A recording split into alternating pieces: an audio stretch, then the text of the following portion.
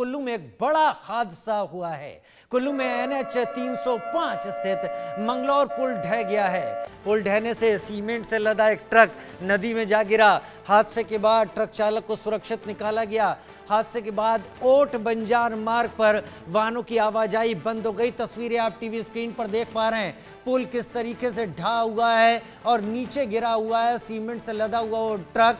यहां तो गनीमत रही कि चालक की जान बच गई, लेकिन नीचे नदी में पानी कम है और चट्टानें और पत्थर ज्यादा हैं और ये स्थिति कई बार वाहन चालकों के लिए बहुत गंभीर स्थिति हो जाती है, क्योंकि चोट इसमें ज्यादा लगने की संभावनाएं रहती हैं।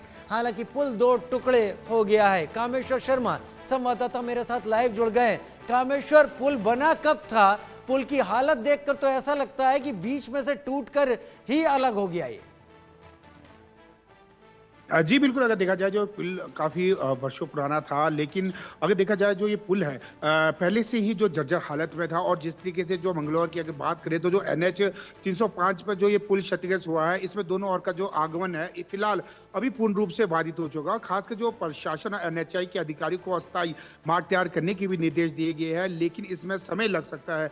और ऐसे में जो मंगलौर में जो NH 305 में जो क्षतिग्रस्त हो गया है, इससे दोनों और जो आगमन पूर्ण रूप से बाधित है। और स्थानीय जनता ने प्रशासन और NH के अधिकारियों को भी अस्थायी मार्ग तैयार करने की गुहार लगाई है। और जब तक जो वैकल्पिक मार्ग की सुविधा नहीं मिलती, तब तक इस मार्ग पर ना यात्रा करने की सलाह दी गई तथा अन्य रास्तों का प्रयोग करने के लिए जो नीति निर्देश जारी किए गए। अगर देखा जाए सुबह के समय, यानी कि कुल्लू से जो रामपुर जाने वाले रास्ते में जो यह पुल पड़ता है, और सुबह लगभग 3 बजे के करीब यह हादसा हुआ। उस समय एक जो ट्रक था वो सीमेंट से लदा हुआ था और पुल के ऊपर से जाते हुए और जो पुल है वो क्षतिग्रस्त हुआ है। ऐसे में जो चालक की बात की जाए तो चालक पूर्ण रूप से सुरक्षित है, लेकिन अब जो ग्रामीण है और खासकर जो एक क्षेत्र से दूसरे क्षेत्र जो लोग इस पुल का प्रयोग करते थे, उन्हें कहीं ना तो कहीं अब समस्या उत्पन्न हो चुकी है। लेकिन प्रशासन ने भी आश्वासन दिया है कि जल्द से जल्द वैकल्पिक पुल का भी निर्माण किया जाएगा। फिलहाल अभी जो ट्रैफिक है वो अन्य क्षेत्र से डाइवर्ट कर दिया गया है। जी, क्या कोई दूसरा रास्ता नहीं है इन दोनों जगहों को जोड़ने के लिए? ये अकेला ही पुल था?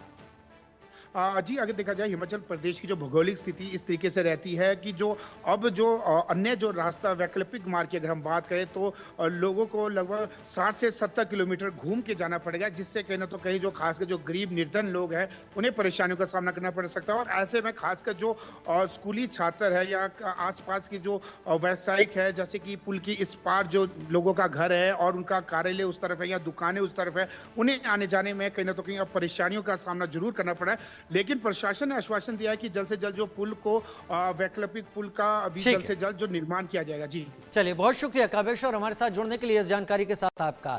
और अब आगे की खबर। BSF की 3 और कंपनियों को पश्चिम बंगाल के मुर्शिदाबाद में भेज